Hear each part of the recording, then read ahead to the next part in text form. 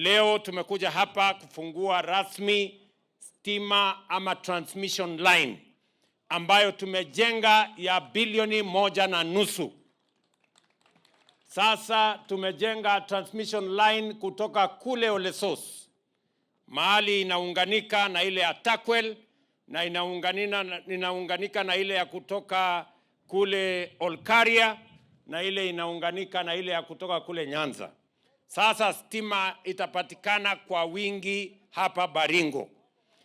Hiyo transmission line itaunganisha stima ambayo inaenda Kabarnet, inaenda Kipsaraman, inakuja kule Marigat na inaenda mpaka Iten. Na tunafanya hivyo kwa sababu katika mipango yetu hii Baringo tuko na County Aggregation Industrial Park. Tuko na park ingine ambayo tunataka kutengeneza ya industries hapa Baringo. Tuko na university mpya ambayo tunatengeneza hapa Baringo. Tunajenga stadium, tunajenga mambo yale mengine. Hizo vitu zote, affordable housing, tuko na manyumba hapa tunajenga Baringo. Tuko na masoko tunajenga Baringo. Tuko na hostels ya vijana wetu tunajenga Baringo. Itahitaji stima kiasi kubwa. And that is why leo tumekuja kuanzisha hiyo stima. Tuliweka pesa ya serikali bilioni 1.5 so that we can energize Baringo and all the development that is going on in Baringo County. So mimi nataka niwaambie wale watu wanajaribu kushindana na mimi. Nyinyi watu, tafuteni agenda, tafuteni sera, tafuteni mambo ya kuuzia wananchi. Wacheni negativity. Wacheni kusema ati haiwezekani, sijui haiwezekani. Haiwezekani kwa vichwa yenu. Lakini sisi tunajua inawezekana kwa uwezo wa Mungu. Kenya hii itasonga mbele. Ama mnasemaje jameni? Baringo hoye! Baringo hoye! Mnasema inawezekana ama haiwezekani my friends? Si inawezekana? Si inawezekana? Kama tulibadilisha kilimo saa hizi tunazalisha chakula zaidi, inawezekana. Kama tumebadilisha mambo ya elimu, inawezekana. Kama tumebadilisha mambo ya affordable housing, inawezekana. Kama tumebadilisha mambo ya matibabu, inawezekana. Hii safari ya First World inawezekana. Allah. Ama ni aje my friends? Si ndio? Nasema tuendelee. Na mimi nataka niwaulize hawa jamaa wengine. Mambo ni mawili my friends. Tafuteni sera na mkuje na track record yenu. Huwezi kusema kwamba umekuwa uongozi miaka 50, you have nothing to show for it. Wewe ni kumangamanga tu hapa, unapigiwa makofi. Ati ile kazi kubwa imefanyika ni wewe kupigiwa makofi. You have nothing to show for many years. So every leader, we have all had an opportunity to lead in this country. Wewe kuja na agenda ya kuuzia wananchi na ukuje na track record yako. If you have no track record of doing anything, don't waste our time. Na don't waste time ya raia. Ama namna gani? Mtu amekuwa aking'edhia tu barabarani hapo miaka yote anazunguka tu hapa ati alafu anataka kuharibia time. We don't have time to waste. Ama mnasema tuko na time ya kupoteza? We don't have time to waste. If you have no plan and you have no track record, I am sorry, Kenya does not have time for such because we want to catch up with the rest of the world. Na mimi niliwaambia watu wa Western Kenya, niliona juzi msongamano mkubwa sana katika barabara hiyo ya kutoka Nairobi. Mimi niliwaeleza hiyo msongamano muweke mapicha, tengenezeni picha, kwa sababu that is the last time tutakuwa na msongamano ya mabarabara kwa hiyo barabara ya kutoka Nairobi. Ninyi mnanielewa? Muweke ndio itakuwa souvenir siku nyingine, itakuwa inaandikwa kulikuwa na mchongomano ya magari zamani kwa hiyo barabara. Hiyo barabara nimeanzisha juzi kutoka kule Rironi. Nimesema kutoka Rironi mpaka Naivasha itakuwa barabara ya leni 8. Leni 4 juu, leni 4 kupitia Mai Mahiu. Ikifika Naivasha tunaweka leni 6 inakuja mpaka Nakuru.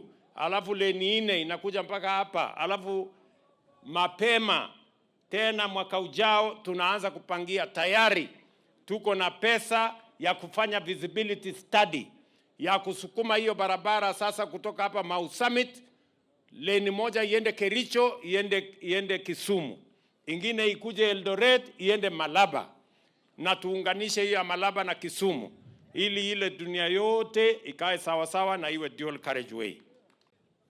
Next year, katika ile taratibu tumeweka na ile mpango tumeweka, tunajenga barabara mpya 178 in Kenya ambayo tumepangia.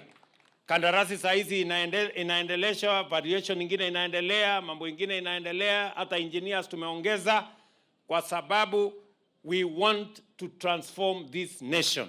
Kwa hivyo hiyo barabara yote mliona tuliweka kwa kandarasi, 178 roads are going to take off next year.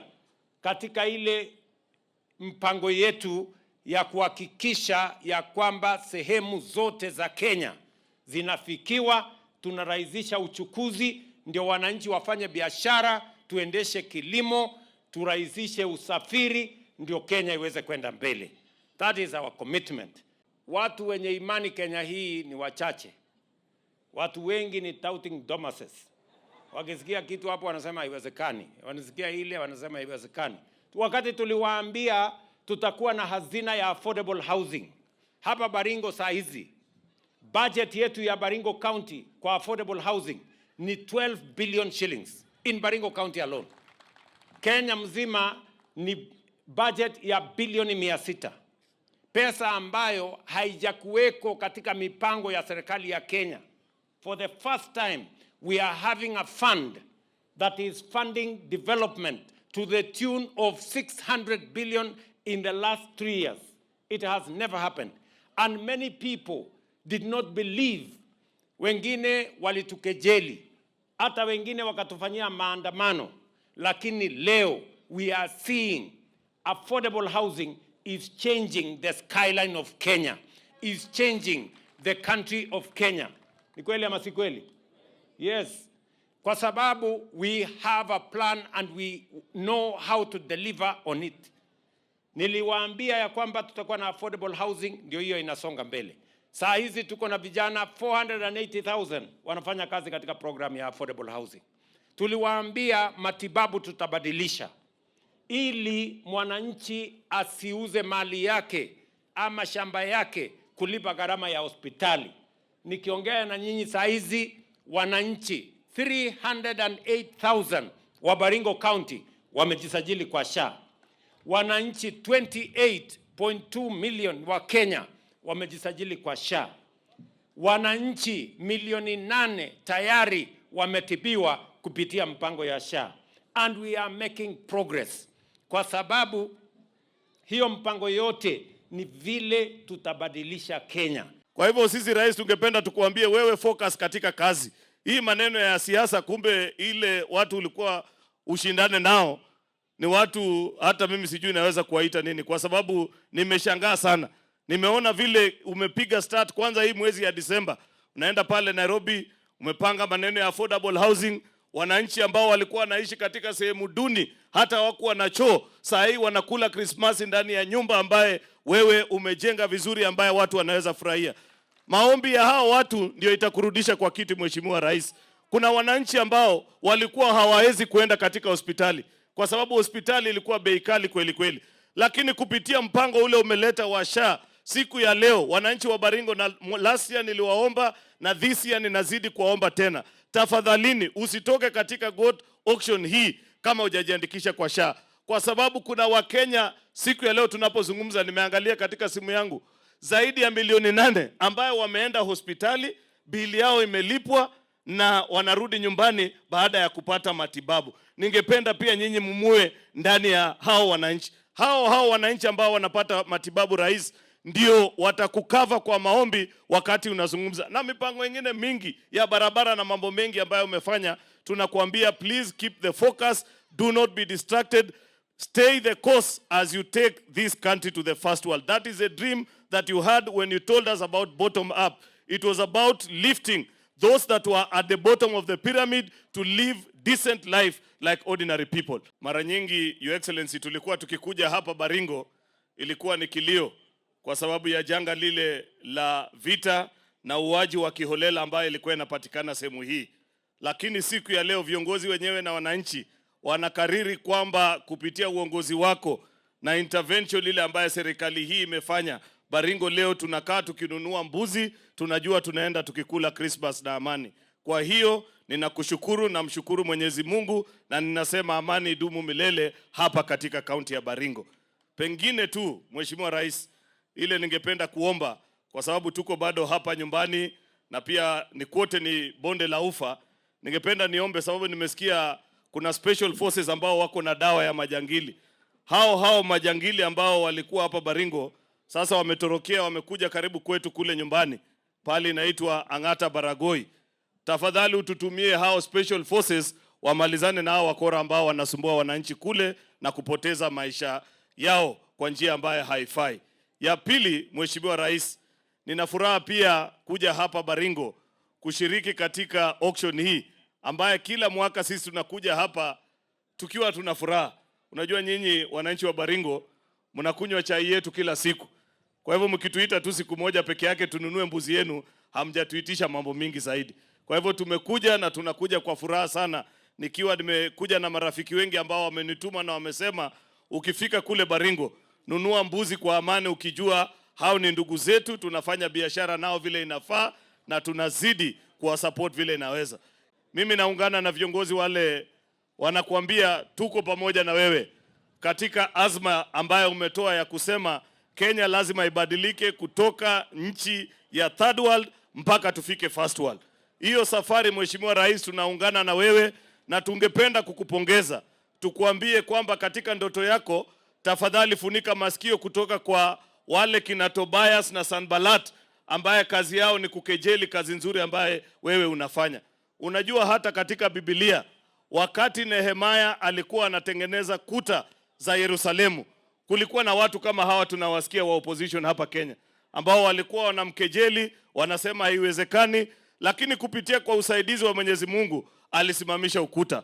Mimi ninajua wewe Rais pia kupitia kwa support ya wananchi hawa, maombi, Mwenyezi Mungu utainua taifa hili mpaka tuache kuwa taifa maskini, tukue taifa ambaye imenawiri, tuishi first world kama vile umetuambia na umekiri katika mdomo yako. Hao wengine wanasema hiyo maneno kidogo kidogo.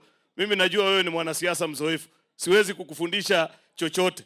Unajua kidogo tulikuwa na wasiwasi hapa nyuma wakati maneno ilikuwa mingi, kelele, wewe ulikuwa umenyamaza. Kumbe ulikuwa umenyamaza kwa sababu ulikuwa busy kazini. Matokeo sasa imeanza kutokea na wananchi kumbe wamekuwa wakiona.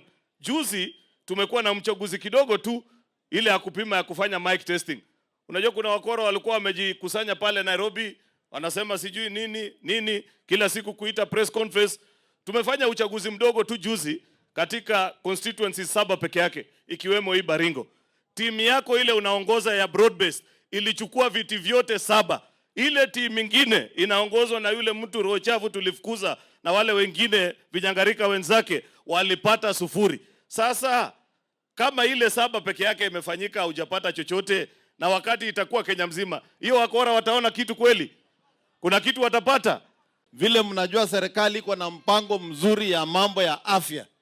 Sisi zote kama jamii, kama familia, tuhakikishe tuko na kadi yetu ya SHA, na sasa hii SHA unaweza lipa mdogo mdogo ama polepole. Unaweza uza mbuzi yako ulipe ya mwaka moja, itakaramia baba, itakaramia mama, itakaramia watoto. Wale wa mama walikuwa nasema sijui linda mama itafanya nini. Serikali ya William Ruto inalinda familia nzima.